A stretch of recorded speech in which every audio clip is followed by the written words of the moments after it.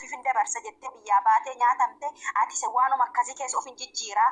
borunan jiraadha jettee hojjetataa jirtaa miti haqa namaa nyaataa jirtaa miti atillee hin nyaatin wanta hojjetataa jirtu kanallee yoo hojjetataa jiraattellee hin nyaatin rabbi sin nyaachisin bakka mucattiin sun deemtetti si haa dabalu rabbi yoo ati haqa mutala kanaaf irraa hin galchine jecha haqa nama du'e haati dhibamtee mana yaalaa ciisaa jirti. Haati ittiin haa yaallamtuuti ilmoo ishii dhabdee jirti gaddami keessa jirti mana yaalaa ciisaa jirti haqa ishii galchi jennee si gaafataa jirra galchiiti maqaa keellee namni akka maqaa keellee sin dhoofne si'i kan taasisu jecha nyaata rabbi si haa nyaatu nuti gogdu kan dagana gadi ba'ee namaan rabsa nuti bari nuti abukaatoo bitannee yoo haala mucattiin tun ittiin duute jennee maallaqa keenya nama baaseedha. Amma immoo nuti wanti sirraa barbaannu tokko hin jiru. Haati dhibamtee mana yaalaa ciisaa jirti. Maallaqa ilmoo ishiitiin haa yaallamtu maallaqa of harkatti fuute sana deebisiisichi. Rabbi sin galchiniiti bakka jirtu. Maal si biraa fuudha ji'a sadii guutuu birriin nama du'e. Bakka buutee fuute adaraadhaan fuute maaliif nyaatta rabbi si haa nyaatuuti nyaata ilmoo namaa keessa.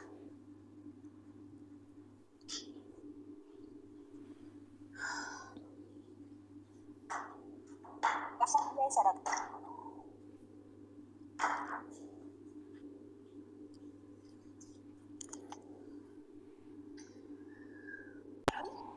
Dhugaa waaqaan gam nama guddiyyuu dhalattee hangaarraaf dheengada galgala haaritti maaliin yaanta tuni jaarti naada iyyiti jaarti achitti gadi rurruuttu kaa ilmoon irraa duuteessiti haadha hiyyeessaa argitanii haadha homaan qabne duuban argitanii achitti gadi ukkaamsitu miti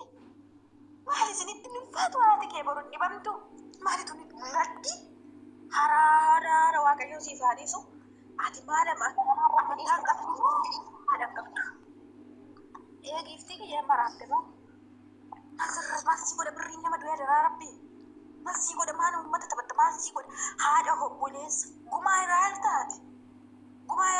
haadhatti turtoon obboleessatti turtoon abbaa turtu si addaan nuu hirisiin jedhanii moo dhaaltummaa adda fuutafate seera murtiiti moonni maayidha tokko obboleessatti galchi tokko haadhatti galchi tokko achitti galchi maaka jibda hataadha murtiiti. Sijjammari reefu asii hin galle maaliif obboleettii irratti 50 ergan eenyutu ergi jedheen kan ergi jedhamteen maqaa abbaatiin isheen reenfa osoo hin galchine birrii kanaayyuu akkamitti akka gale akkamitti guddatan nutti himuu dhiise eessaa fuudhee haasaasa kana eessaa fidee har'aa osoo reenfiyyuu hin galinii 50 ergamee jedhe ban. Hayyee saaraa kalee galgalaa jettaa kana dhiisinaan jette. Dhaqii sagalee haadhaa duratti mana jirtu mana Ameenaa jala sagalee haadhaa dhageessa miti. Ani isa jala deemu isa bargiiftiti yoo hin soqu. Amma si tun nagaa. Giiftiti yaada fiddee haadha dhufee 190 qofa. Mana yaalaa keessa jira. Uffata ishii irree guuranii bututtuu arga. Warqiin ishii kan harkaa kan mormaa. Laali seenaa safu engaddaa jimmaa fi eenyunni kan guddataayi hin gaafanna warra finnee as miidiyaa irratti jennaan. Eenyutu bakka si buuse jedhee maaliif guddataan jimma fa'aa arrabsaayu innuu harka keessaa qaba jaalattanii jibbitanii. Diinoore amma isa baadhaan obboleettii dhaggeeffatu dhirsaan adda baasee obboleettii jechuudha dhirsaan adda baasee obboleettii ojoorree fi qabbanee hin galin ati dubbatiniti ati maran barsiisnu oolu jedhee 50 isa duraan irratti galcheetti kinoo obboleettii haati kinoo isa irratti galchee haati dhuftee dubbannaan yaarmi haati dhattee maal jedhaan guddataa haadhatti bilbilee intalli teessan gumaa nyaattee irti 50 dhiisaa waa'ee mucayyoo keessanidha maal jechaadha mee maal obboleessa koo naman qabdu ati. Maaluma jechuudha niitiin laali obboleettiin qabbanne birrii naa kenna jetteen hin jenneen amma soota isaanuma tattafaaqaqanii birrii garas hiranii birrii micayyoo gimmaasha ofii shaqqalatanii gimmaasha ebaluu kennan jedhanii warra san gumaa malee godhan ammas ta'e namumatu nyaatee fixe malee warri itti taxaqqamaa jiru birrii kan erga ani nama ta'e borumaaltu narra gaha jedhee birrii nama du'e sanii maqaa abbaatiin ergeeti kinoo darra sanyiin Oromoo boru mataa kiyyarraa kortanii mataa kiyyarraa bu'aa jedheetiin argisiisa malee obboleettii agana galche haadha agana galche abbaa agana galche hin jedhu maaliifi maaliif nama kaanii galcha abbaa argalchee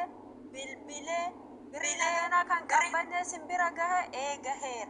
Waraqaan simbira gahe gaheer. Akkasitti malee namni haqa qabu simbilo birri washaqanii abbuma fe'ee kennanii. Saniin booda maaliif kanarra warra gumaa malee oolchaniito asitti amma namnis akka rafeen bulle godhaa jiran. Maaliif dhugaan baasanii isaan namaa moti arraba gorgoggoga arrabni keenya dhugaa amma nu odoo guruuppii walitti banneetoo birrii qabbannee san caala walitti guurreetoo galchina gin maaliifidha nama du'e birrii isaanii kan nyaatanidha isaaniin du'anii lubbuun qabanii warri haati ibamtu haadhan qabanii haadha ibamtu san hin laalanii maaliif haadhan qabanii isaan moo maalirraa dhalatan maallaqni uturee fi qabbanee biyyan galiin maallaqni 50,000 obboleettii qabbaneerra akkaawuntiitti galchaniiruuf kana afaan haadha qabbaneerraa dhageenya sila hundi keenya iyyuu afaan haadha qabbaneerraa dhaggeeffadhaati isas yoo ta'e eenyu maallaqa kana qobaatti akkaawuntii obboleettiitti galcheef maallaqa eessarraayi yoo maallaqa dafka qabbanee sanarraa ta'e kan itti gaafatamu sana seenaadhuma sini galela yoo maallaqni suni gargaarsa bakka biraatti kan galuuf yoo ta'e obboleettii qabbaneeti sini galee kan galuuf yoo ta'e sana qofa addan baafan sana kun akkas jechaan kanaafuu amma